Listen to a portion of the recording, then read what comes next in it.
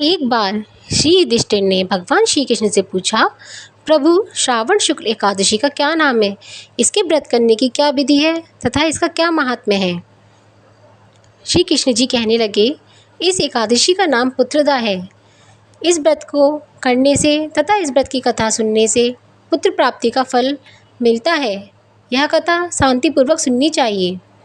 द्वापर युग के आरंभ में महिष्मती नाम की एक नगरी थी, जिसमें महीजित नाम का राजा राज्य करता था। लेकिन पुत्रहीन होने के कारण राजा को राज्य सुख नहीं लगता था। उसका मानना था, जिसके संतान न हो उसके लिए यह लोक और परलोक दोनों ही दुखदायी हैं। पुत्र सुख की प्राप्ति के लिए राजा ने अनेक उपाय किए, परंतु राजा को पुत्र की प्राप्ति नहीं हुई।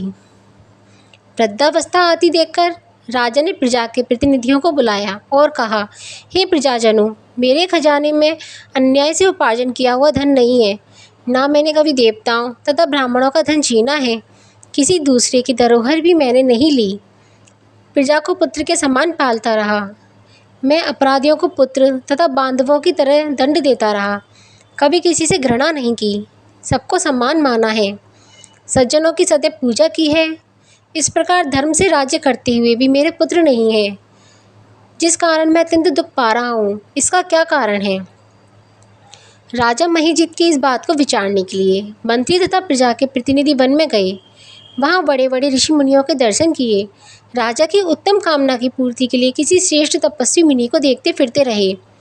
एक आश्रम में उन्होंने एक अत्यंत वृद्ध धर्म के ज्ञाता, बड़े तपस्वी, परमात्मा में मन लगाए हुए, निराहार, जितेंद्रिय, जितात्मा, जितक्रोध, सनातन धर्म के गूढ़ तत्वों को जानने वाले, सम्मत शास्त्रों के ज्ञाता महात्मा लोमश मुनि को देखा, जिनका कल्प के व्यतीत होने पर एक रोम गिरता था। सबने जाकर ऋषि को प्रणाम किया। उन लोगों को देखकर मुनि ने पूछा कि आप लोग किस कारण से आए हैं? निसंदेह मैं आप लोगों का हित करूंगा।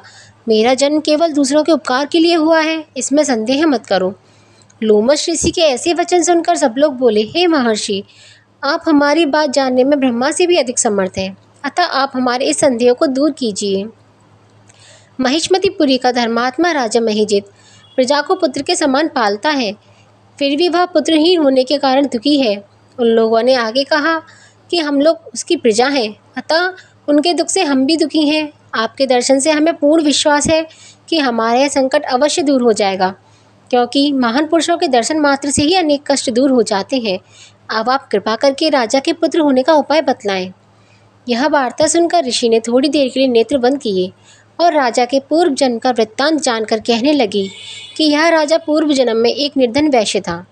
निर्धन होने के कारण इसने कई बुरे कर्म किए। यह एक गांव से दूसरे गांव व्यापार करने जाया करता था। एक समय ज्येष्ठ मास के शुक्ल पक्ष की द्वादशी के दिन मध्याह्न के समय वह, जबकि 2 दिन से भूखा प्यासा था, एक जलाशय पर जल पीने गया। उसी स्थान पर एक तत्काल की ब्याही हुई प्यासी गौ जल पी रही थी। राजा ने उस प्यासी गाय को जल पीते हुए हटा दिया और स्वयं जल पीने लगा। इसलिए राजा को यह दुख सहना पड़ा। एकादशी के दिन भूखा रहने से वह राजा हुआ और प्यासी गौ को जल पीते हुए हटाने के कारण पुत्र वियोग का दुख सहना पड़ रहा है। ऐसा सुनकर सब लोग कहने लगे कि हे ऋषि, शास्त्रों में पापों का प्रायश्चित भी लिखा है, अतः जिस प्रकार राजा का यह पाप नष्ट हो जाए, आप ऐसा उपाय बताइए। लोमश मुनि कहने लगे कि श्रावण शुक्ल पक्ष की एकादशी को, जिसे पुत्रदा एकादशी भी कहते हैं, तुम सब लोग व्रत करो और रात्रि को जागरण करो, तो इससे राजा का यह पूर्व जन्म का पाप अवश्य नष्ट हो जाएगा। साथ ही राजा को पुत्र की अवश्य प्राप्ति होगी। लोमश ऋषि के ऐसे वचन सुनकर मंत्रियों सहित सारी प्रजा नगर को वापस लौट आई और जब श्रावण शुक्ल एकादशी आई तो ऋषि के आज्ञानुसार सबने पुत्रदा एकादशी का व्रत और जागरण किया। इसके पश्चात द्वादशी के दिन इसके पुण्य का फल राजा को दिया गया। उस पुण्य के प्रभाव से रानी ने गर्भ धारण किया और प्रसव काल समाप्त होने पर उसके एक बड़ा तेजस्वी पुत्र उत्पन्न हुआ। इसलिए हे राजन, इस श्रावण शुक्ल एकादशी का नाम पुत्रदा पड़ा। अतः संतान सुख की इच्छा हासिल करने वाले इस व्रत को अवश्य करें। इसके महात्म्य को सुनने से मनुष्य सब पापों से मुक्त हो जाता है और इस लोक में संतान सुख भोग कर परलोक में स्वर्ग को प्राप्त होता है। जो भी मनुष्य पुत्र प्राप्ति चाहता है अथवा अपने पुत्र के हर संकट को दूर करना चाहता है, वह अवश्य श्रावण शुक्ल मास की पुत्रदा एकादशी का व्रत करें।